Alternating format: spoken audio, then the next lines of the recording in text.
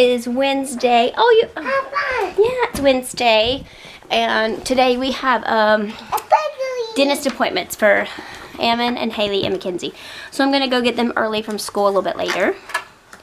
And what are we playing?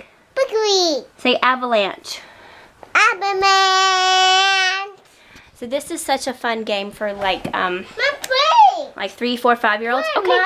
I'm gonna show them the game first. So it's called AVALANCHE. It's really cute. You put the fruit on here, and they come with like these little tongs. So spin it, Brenly. Can you spin it? What color is this? Orange. So you have to get your tongs, and you have to pick an orange one.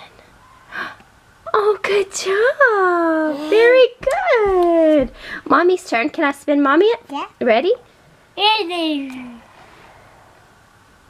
What color did Mommy get? I got red. So I have to get a red strawberry off.